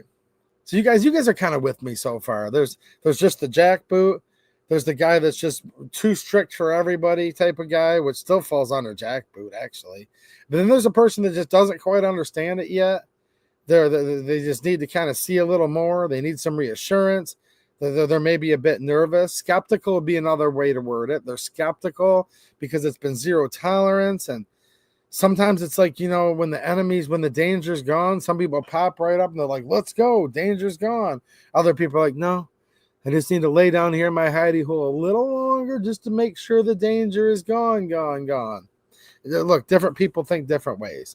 So there's the FFLs that are still gonna. There's already some being adamant about it. I hate to tell you, saying no, we're gonna run the background checks for everybody. We just don't care type. Hey, you'll decide if you want to do business there or not, won't you? Then there's the guy that's just a little timid. He's a little skeptical. He just needs to digest. He needs to get a little more info. You know what I mean? And you'll decide how long you want to give him to figure it out or not. And then based on that, you will decide whether you want to do business or not. I'll tell you guys one thing, man. You know, you guys want to know my opinion? Because again, I'm not telling you that's what you need to do, but I won't buy a gun with my CPL in Michigan, and the place also makes me do a background check. I won't do it because I don't accept the premise of any of this crap. Okay, so insofar as I do comply, you ain't gonna put more stuff on me than the absolute minimum. Okay, just so you guys understand how that works. And there are times where, unfortunately, you have to comply, whether you want to or not, or you're not going to get the gun. And that's a decision all of you make, and that's a very intimate decision. But if you buy a gun online, and it has to get shipped to an FFL no matter what, and you can't just show up and say, I shall not comply, hand me the gun. That will never, ever, ever happen. So I find myself in a situation that I hate being in. I can't stand it. I like to deal in guns face to face. You guys want to know what I like to do? I like face to face. I like to make my own. That's how I roll. But there is times where it's like, dude, I want to review the PSA micro dagger. Okay, well, that means it has to come from PSA. And that means it comes through the mail to my FFL and under duress. And I hate it. I hate every bit of it. I'm going to admit to you guys right now, I'm very morally conflicted about it. And to a small extent, if I can be really candid with all of you, I think it's mainly just my good friends that are still watching right now. Now, don't think this. I'm an optimistic person, but I'm going to be 100% honest with you, man. I actually hate a part of myself every time I go in and do a 4473. I do. And hate's a strong word. And I don't hate myself, like everything about myself, I don't. But there's a piece of myself, man, where I hate myself, and I kind of have a hard time looking in the mirror. I really do. I have a hard time looking in the mirror the next day. That night, I just look at my feet for the most part. Am I the only one that thinks that way? And you guys can call me weak. You can call me a hypocrite. You can call it all you want. I do. I have a hard time in the mirror, and there's a small piece of myself I'm just completely disgusted with. I just want to cuff myself right in the teeth.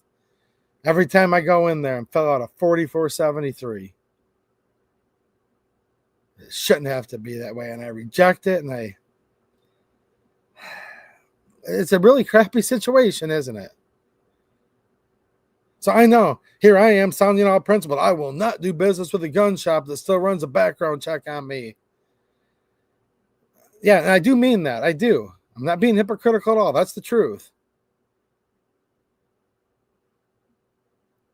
And then you might be thinking to yourself, dude, but you admitted you'll go in the FFL period. Yeah, I know. And the only reason I'm not being a hypocrite is because I'm actually admitting to you that I hate having to go through that.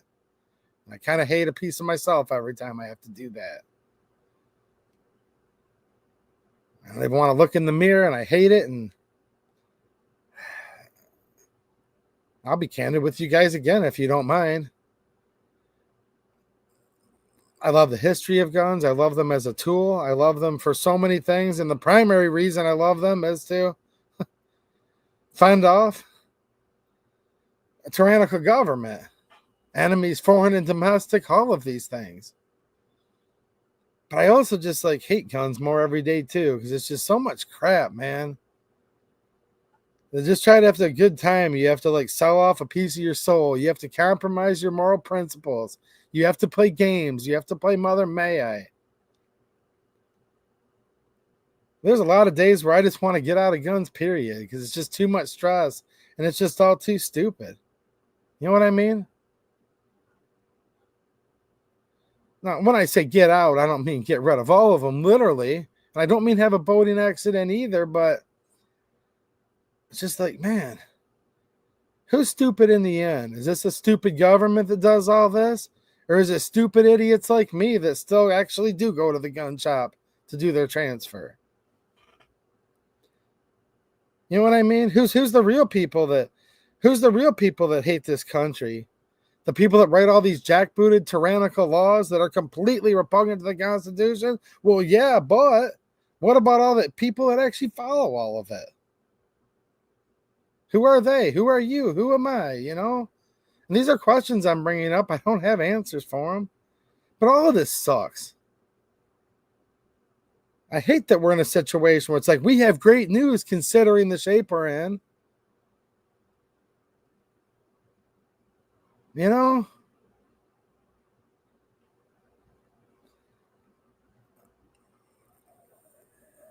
Like I've said so many times, they're never, ever, ever going to stop. They're never, ever, ever going to stop till someday, maybe, somehow, we the people collectively stand up and say, no, enough's enough. Shall not be infringed. There will be no more gun control. But then it gets to the point where it's like put up or shut up. It's like sometimes it's just like whatever, dude. Guns are like just stupid. Like you sit there and you have to do this dog and pony show, and you have to sit there and like you're begging for a treat. You guys have to know what I'm talking about. And look, man, I'll sit and talk about guns with the best of them. I know a lot of history of guns. I love guns, modern guns, old guns. So I don't hate the guns themselves, but it's just so stupid, man, after a while that you just have to sit there. Sit pretty, and then they put like this little dog treat on your nose. Like, all right. And then you, oh, okay. All right. All right. Just bought myself another gun. You kidding me? And I know there's a lot of FFLs, people that I've had intimate conversations about this that feel the same way. They have to pay a fee to the government every single year. They have to enter into an unholy alliance with the entities they hate the most. I don't know, man.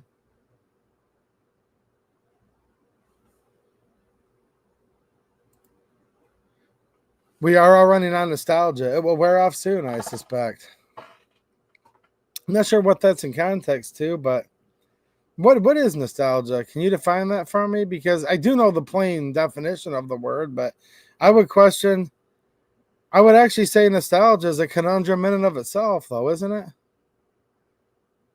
Did nostalgia ever even exist at all, though, is what I would ask. Now, I understand what you mean by nostalgia. If you're just talking nostalgia, you know what I mean? If you're just talking about nostalgia in the context of the social construct of it.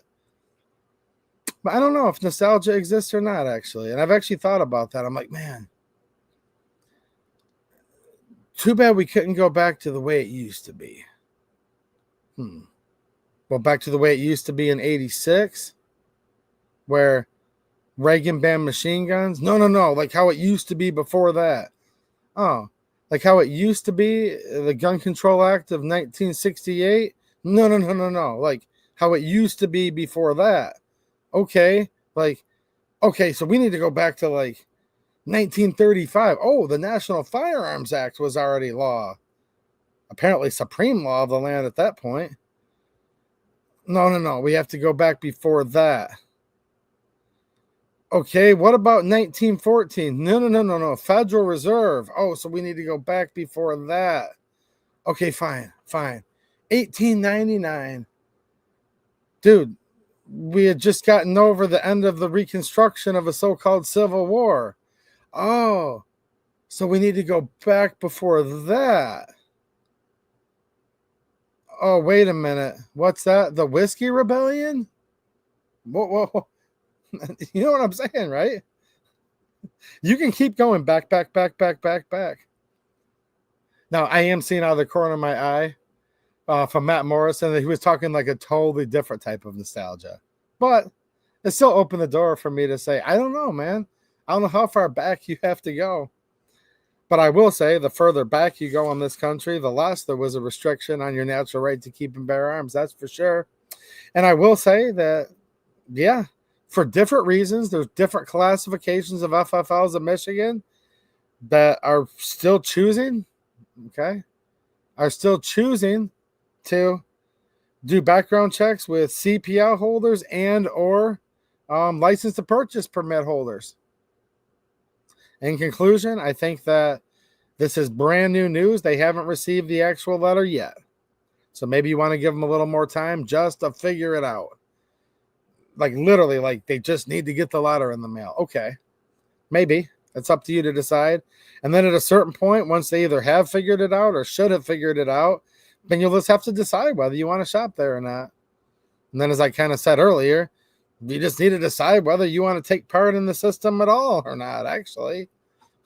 Decide whether you want to buy your first gun, whether you want to get more, whether you want to get out of them. I don't know. What system you want to engage in or not. That's up for all of you to decide, right? In the end. All right. If you guys have any questions, I am going to open it up to some Q&A because we did get enough generous super chats tonight for sure. So here's a couple more I haven't read yet. So get those questions out there if you've got them. And it's been good hanging out with all of you tonight so far. He says, you're welcome. The Hellbent one. Okay. Dude, duh. There you go. Now that, yeah, I told you, man. It just take me a minute to actually sit back and read it. Now I'm like, well, obviously. Thank you for the super chats tonight. Wild times. What's happening, man? How you doing? We having a wild time tonight or what, guys?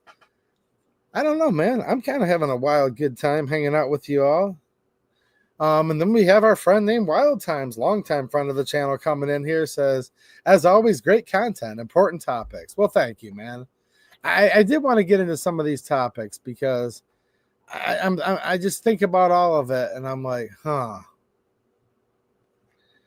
you know, but I do try to compartmentalize. I do. I tell you guys where I try and where it's tough. And, you know, I do try to look at the glass half full as much as I can.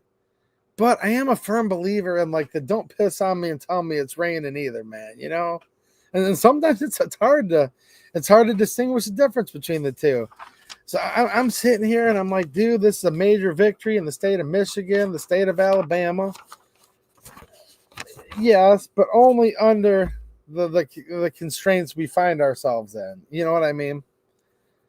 And then I just sit and think about it. If I think about it too long, I'm like, why the heck do I even, like, why would I even be going to FFLs, like, at all? You know what I mean? Why would I ever even buy a gun again? But then I just listed you many reasons why I probably would want to buy one again. So the whole thing's just very, very interesting. And here's the truth of the matter. I probably will buy another one again. That's the thing. It's just really tough. What's happening, Bill Alexander? How you doing, man? Any questions? Pop them off in the chat, guys. What's up, Mike McClune? Harry Grimley. Wow, lots of good people in here tonight. Joe Morris. Gort, what's happening? $75 SKS. Wow. Yeah. 40 worth of Cosmoline. Johnny Propane's in the house. We have Moose Man. Don John Shotgun News. Wow. Now if you're talking that type of nostalgia, yeah. Yeah. Barney Brady. What's up, Barney? DB Cooper. I do enjoy my SKS and Mosin collection, guys. I do. You know what I mean? I do. Emmanuel Soto. What's up? Gun control isn't about guns. I know, dude. When you talk gun control, the operative word is not gun, it's control. That's what this all is. It's just control. It's the only viable attack on the Bill of Rights for a third world communist dumb agenda. No, you're absolutely right. I just can't stand having to sit there and just put yourself in a spot where you're like, man, it's my right. It's my duty to own guns. The Declaration says it is your right. It is your duty. So there's that. But it's definitely not your duty. And the government has no rights. They don't have the right to make you do a 4473. They don't have the right to make you do a NICS check. They don't have the right to do any of this. And they don't have the power to do it because the Second Amendment literally says shall not be infringed.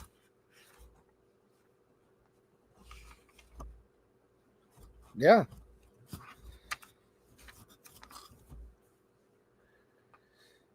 Harry Grimley says, 280 you, please quote Jefferson and Franklin for us. I love it when you do. I actually did quote Jefferson quite a few times tonight. That was Jefferson's words. Just think about that.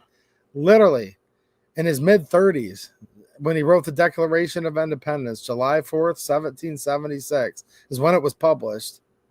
Wow. Yeah, those were Thomas Jefferson's actual words. All men are created equal, and they're endowed by their Creator with certain unalienable rights. And among these are life, liberty, and the pursuit of happiness. And then you just talk about the whole thing of, well, why would we even have a government at all, right? What is a government supposed to be? And then it goes on to say that to secure these rights, governments are instituted among men, deriving their just powers from the consent of the governed. So that's why I kind of said that thing earlier. I wasn't trying to be totally black-pilled, although I kind of do want to some days. But it's like, no, dude, like, who's stupider? And who's like, who's more to blame, the government that does it or the people that allow it, right? Because the only reason the government's supposed to be, at least according to the founding fathers, allowed to exist at all is to protect our natural, God-given rights. And that's literally what the Declaration of Independence says. These are the laws of nature and of nature's God.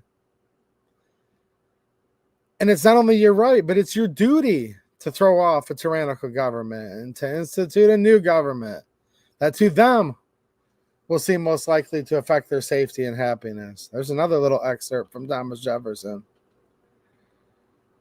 It goes on to say that it shouldn't be changed for light and transient causes, right? So you're not supposed to just change the Constitution willy-nilly, but after a long train of abuses and usurpations, pursuing invariably, well, yeah, that's kind of sounding familiar already, evinces under design of absolute despotism. That's where it says it is their right. It is their duty.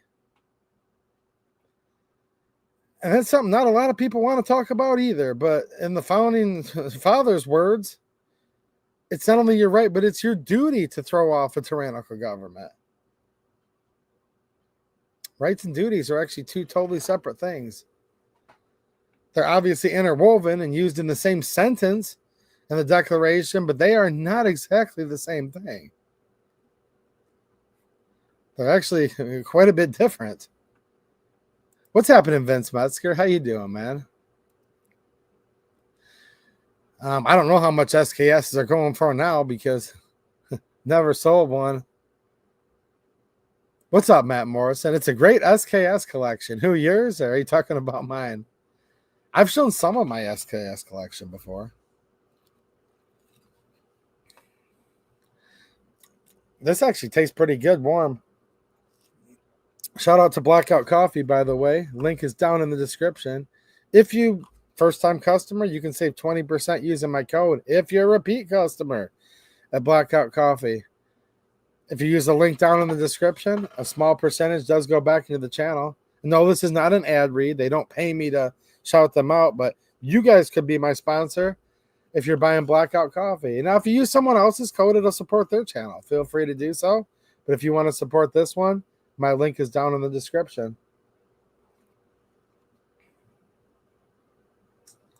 Wild Times. He says, have you been thinking about another hangout this year? Would love to get back to the Pillbox compound. I have been thinking about that, man. I have. It'd be good to see a lot of you guys again, for real. It was good hanging out, I guess I'll say a year and a half ago, right? Is Pillbox in the chat tonight? Has anyone seen Pillbox?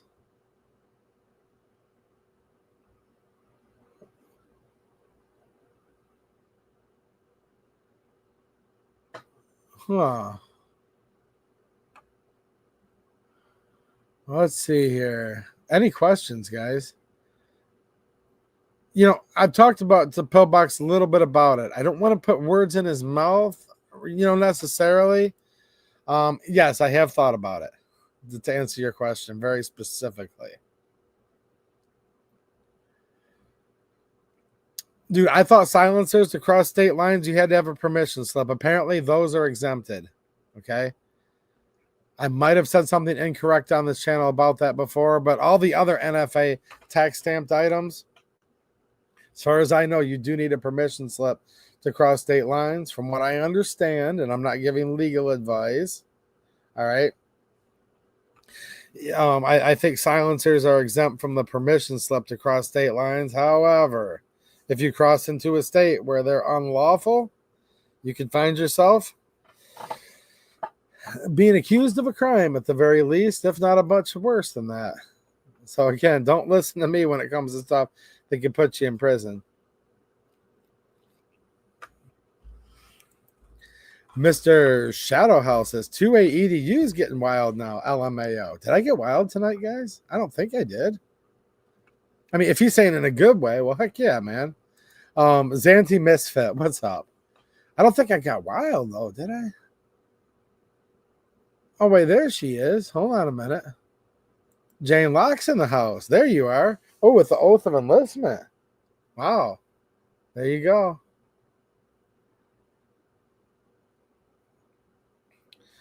Now in all the oaths they have, I don't know about the one for the military, but the ones that all the elected, they're supposed to be public servants because they work for us. Don't forget that. Theirs says to the best of their abilities, and that's like their big loophole. To the best of their abilities, right? I don't know. Is that in the military oath too? Dude, if you're taking an oath, you really shouldn't, like, you guys agree though, right? Like that best to the best of my ability. Dude, that's like the huge loophole. Because every time they get caught violating their oath, like these Congress critters and all this, and even lower level politicians, like, well, hold on, it was to the best of my ability. The best I could do was to be a complete jackboot and completely reign tyranny over the people. That was my best. You want to see my worst?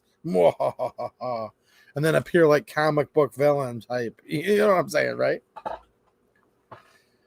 Speaking of nostalgia, right, Mateo? Mateo and Matt Morrison, that's actually channel nostalgia. I'm looking through here closely.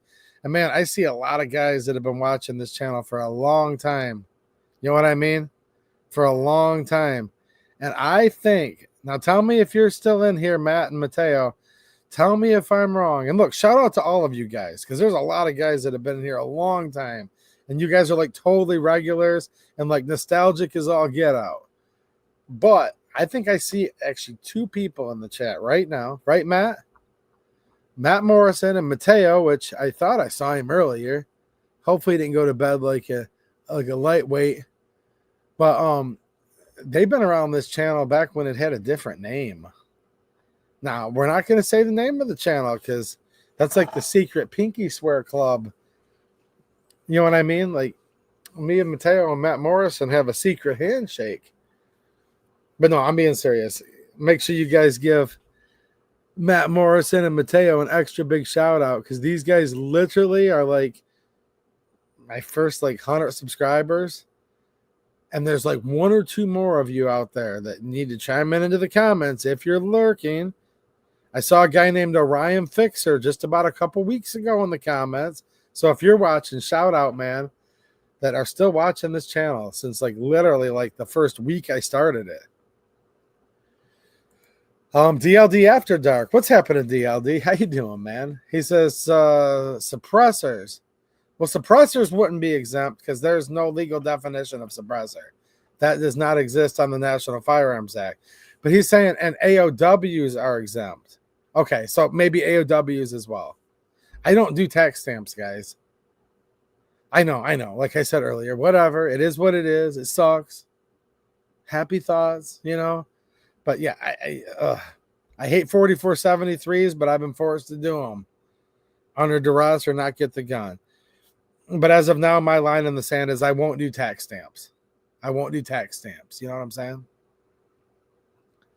So I don't know anything about like in real life. Now I do know quite a bit about it, but I don't have any, what do the younger kids say? Lived experiences of it. But there is no tax stamp for a suppressor. Silencers, yes.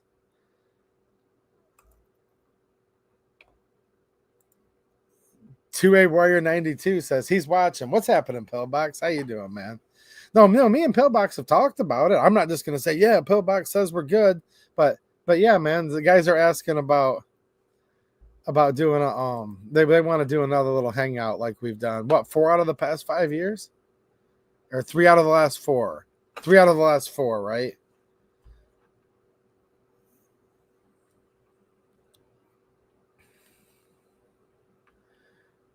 All right, what do we have going on here?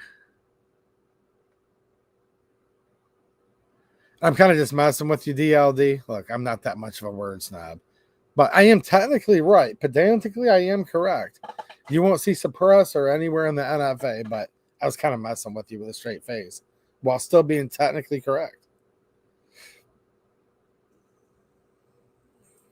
J Flow, Sam, I am loophole. All right. Mark Stahl has a paper copy of the stamp and a picture on my phone, just in case. Okay. Yeah, I don't have any stamps. I'm not a stamp collector. I'm a gun collector. I mean, I have like a small amount of stamps at my shop, like to mail invoices for like lawn mowing and snow removal invoices. DLD After Dark, to the best of my ability, LOL, meaning if I'm feeling up to it. I know, right? Harry Grimley says, that's the oath I took. Did you take the to the best of my ability oath? I think there are a couple different oaths that have been out there throughout the years, right? Is that what's happened? Yeah. Dogs Against ATF. How's it going, man? Yes, I will be doing a local stream this weekend for all my. I just made a supporters post. Sometimes I do behind the scenes stuff. So, if you're a channel member or a supporter on Locals or Patreon, you can see exactly what I was doing last weekend, where I couldn't get that live stream in there because, look, like I worked on it Sunday and Monday, but like the day before is when it actually broke down. You know what I'm getting at now? It actually broke down. It involves my truck, guys, for everybody else. It involves my truck. But it's back on the road now again. It's good. I am going to an event tomorrow night with both of my pretty girls, my lovely wife, Linda, and my baby girl, my daughter. So I will post. I've got to try to think here real quick on this. Yes, I am going to do a Locals live stream this weekend. Yes, for sure. Like, I really want to. I enjoy doing them. The only thing I'm 50-50 on is whether it'll be late at night on Saturday or whether I'll do it on Sunday. Okay, but I will notify all of you as soon as I can. All right. Drew in Oregon, what's happening, man? How you doing? Like I said, lots of nice people in the chat tonight. Randy Smith, what's happening, Randy? Nice to see you. Okay, hold on a minute. I knew I saw that other corner of my eye. Gort, channel member for 45 months. That's another advantage, guys, of being a channel member. You do get that free member super chat. And you guys have been here a long time. Trust me. See, you do that. I say, like, well, Matt Morrison and Mateo were like two of my very first subscribers. Please don't any of you take that as like, that means like, Gort, you're a Johnny come lately, or no. Member for 45 months. Thanks, man. Plan to have a local stream tomorrow night. Well, hopefully I answered your question, although I didn't give you a straight answer, so I'm sorry, man. But yes, I am planning on, I'm doing a local stream this weekend for sure. See, the event we're going to, which I want to go there, advocate for the Second Amendment, there's going to be like five Michigan state reps there. There's going to be 2 senators there. There's going to be, oh my gosh, I know a few friends of mine that are like township trustees, county commissioners, people like that I like to always be advocating for the Second Amendment with. I bought tickets to an event, and the event says it's like from 5 to 11 p.m., and it's like an hour from the shop. So I don't know if we'll literally stay there that late. I'll decide tomorrow during the day because I don't want to play it by ear right up to the last minute. But my Locals stream will be either like late Saturday night or probably a little more likely on Sunday. I know sometimes I tell you guys I will and I don't, but I will post it ahead of time more than I usually do. All right. Mike McClune, channel member for 46 months. Well, thanks, man. I appreciate all the support. And dude, he says, been a while now. Yeah, I know. That's crazy. A lot of you guys that are watching this channel have been watching it for like 5 years, haven't you? That's crazy, man. You know, sometimes I piss people off but then they come back but a lot of you guys have just been here the whole time, which is nuts. Mike Reese is a new channel member. Well, thank you, Mike. And you can look at my boring little blog that I wrote in the member section. There's like a members tab for all of you that are members, by the way, where you can see some of the posts I put up. You can see what I did last weekend, right? Yeah. Live life. Alabama is in the house. What's happening, man? Yeah, usually there is. There's a good amount of Alabama in the house, usually, actually. Garage Guy 879's in the house. How you doing, man?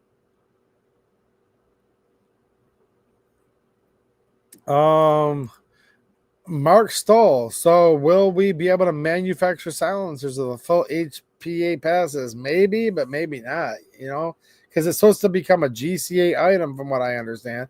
So this is all hypothetical, guys. If.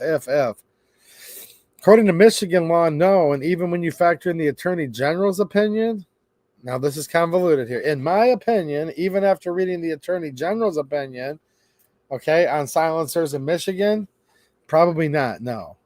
By the way, I read the Attorney General's opinion. It could be construed, if we're lucky, and I hate to say this, big air quotes, if we're lucky, it could be construed that you could get them transferred through an FFL, but not sell them face-to-face or make your own. I'm actually being serious. But it could be construed that you can't get them at all in Michigan anymore whatsoever going forward, unless you already had one. No legal advice. And no, I'm not just making that up. It's just too complicated to get into this late at night right now. Well, hopefully it's working, Dale. How's it going, Dale? And thank you for becoming a local supporter again. I appreciate it. And a YouTube channel member. Yeah, like you would have to do the Form 4473 if you bought it from a FFL, if it was made by the industry or transferred through, right? But I guess if it was just a Title I firearm, as it's called, something regulated by the GCA instead of NFA, all state laws may vary, guys. There's some states where they're going to stay just as banned as they ever were before. Okay? No legal advice. Other states where you can buy one now with a $200 tax stamp, it could be the case where you can't buy one at all going forward. Now, in some states, if you've already had a tax stamp, it may be construed that you can continue to purchase them. But if somebody never had a tax stamp and tried to buy one as a GCA item, no. There may be states, including the way I read Michigan's AG opinion on this topic, it could be a situation where, again, if you go through the FFL and the 4473, it could be construed that you could get one that way, but that would preclude you under Michigan law from being able to make your own or transfer them face-to-face. We have some states that have universal background checks. Michigan kind of does. Well, it does unless you have a CPL. This gets really complicated. Now, if they just take the tax stamp down to where it's zero and you still have to get a stamp, but it just costs $0, that's totally different. I was answering it in the hypothetical of if the full. Now, if there's the full that passes. Now, look, here's the thing. It's impossible to say because there's like 3 versions that are considered full. I'm using air quotes. Depending what sections of the HPA they get in, it could make a preemption where states are not allowed to make them illegal. So if that's the case, then scratch everything I just said. There's different scenarios at play. And you literally could go through for like an hour for each scenario. So full HPA, and then there's like the bare neutered version. Then there's like the full. Then there's the full, extra full. And I'm using these words for a reason because some of your quote gun rights groups will say, we need the full HPA pass, which would be section 2 and 3. Okay, and we do need section 3 to pass. That can get rid of a lot of these aforementioned problems I discussed. However, that's not the full Hearing Protection Act. The full one, which I think I have literally right here. Oh, imagine that. The full Hearing Protection Act. See, this is where it's weird, guys. I know it sounds like I'm being circular. I'm not trying to be. It's just this is a circular topic, right? Okay, this is the Short Act. We need the Short Act, too, which is, you're not hearing about that near as much. Well, I guess I don't have the Hearing Protection Act right in front of me. It might be over here on the side. I got all these bills. These are Michigan bills here that I'm looking into too right now. These Michigan bills. Yeah. But no, the full Hearing Protection Act has way more than 3 sections to it. I think the first section of it's just like its name too.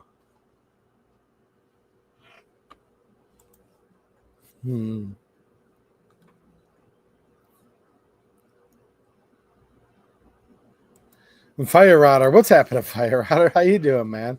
He said, if I found this channel via CRS Firearms, now OnlyFans. Well, that's been a while too, hasn't it? Man, that's a big travesty. CRS Firearms. What's happened to him? Huh. Yeah. Jane Locke says, well, I'm glad you're here, Fire Router. And you've been a regular for a while, actually, here too. Jane says, I was going to buy a ticket for the event tomorrow and wanted to chat with Jamie, Jim, also Jim. I ran short of money last month and couldn't buy a ticket. Yeah, I had to get it together at the last minute. Senator Bellino's going to be there. Senator Lindsay's going to be there. Jonathan Lindsay. And then Representative Bruck is going to be there. I know my county commissioner, Jay Heinzerling, is going to be there. Township trustee Chris Collins, I believe, is going to be there. See, I even keep track of guys all the way down from the local level all the way up to the president. I keep track of all of them when it comes to the Second Amendment. Yeah, it's like how gun laws usually are. No, I probably should have just said it depends, as my answer. I just wanted to give you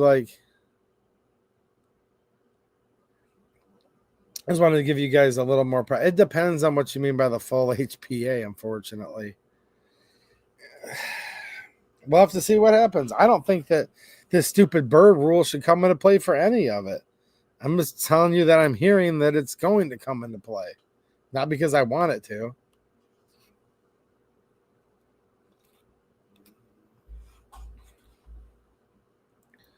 Wait, JJ, what's happened? How you doing, by the way, JJ? JJ says that FYI CRS, he doesn't have cancer. He doesn't? Is that for real? Wait a minute. He does not? Because I've seen some videos reporting that he was in stage, gosh, I can't remember what they said it was, stage 4 or something. That was really sad news. I just want to make sure I'm reading this right. He does not? Okay. Well, that's awesome news. Well, wow, that's awesome news. I'm glad to hear that. I just want to make sure I'm reading that correctly because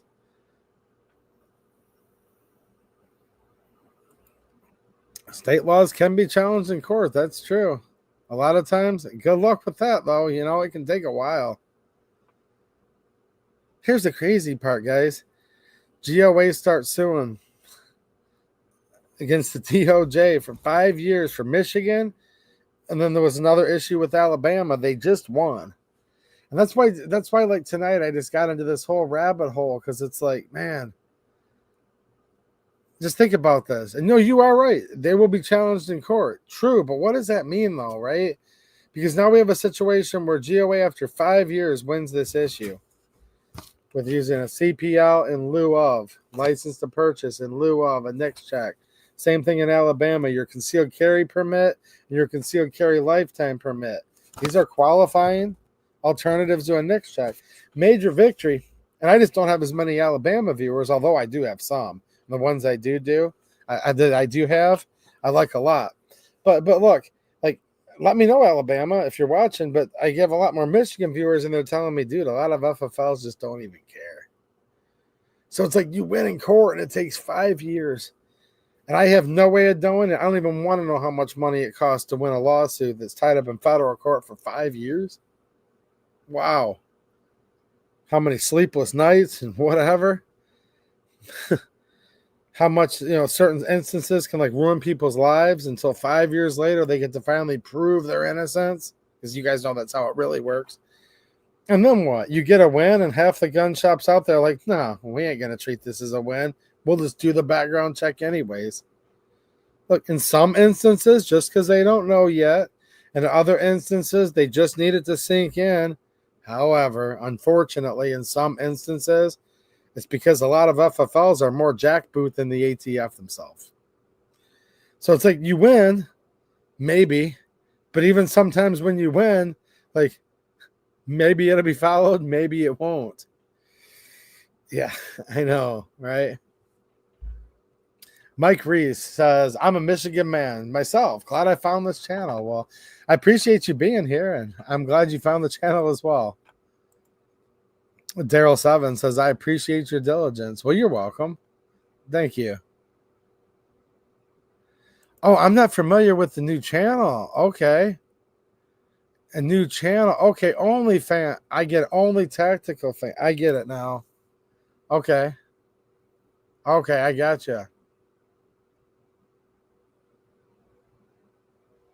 Okay. Yeah, I don't know what's going on with that. I'll have to do some research, I guess, guys. Yeah, because that's his wife, right? What's up, Live Life? He said he had cancer and it was terminal. That's what I heard. But then, like, Dale's saying his wife put out a video about the rumor. Oh, okay. Huh. Well, I hope he is. Okay, hold on a minute. Here's Alabama chiming in. Word up, Russia. Says my LGS had no clue about the Alabama permit changes. See? And that's where sometimes it just takes a little time to digest. If you saw my video about the letter, which I assume you did, you could have gone over to my locals for free. Look, guys, you guys can support on locals or you can go over for free. But I have it where they can literally just download the actual document. If they need to see it, you can send them a link to it. Maybe they just need to wait for it to come in the mail to them, right? And that's why I tried to be thorough about this. I'm like, look, my gut instinct was like, screw these FFLs. We finally get a victory and these FFLs aren't even going to let us have it. And that was my gut instinct. And in the end, that's still kind of my final answer. But to be fair, I do think it is reasonable that I broke the news just so early. That's almost the problem, right? Sometimes you break the news like as soon as it happens, which is good. Like, nobody knows what to think of it because they haven't found out about it yet.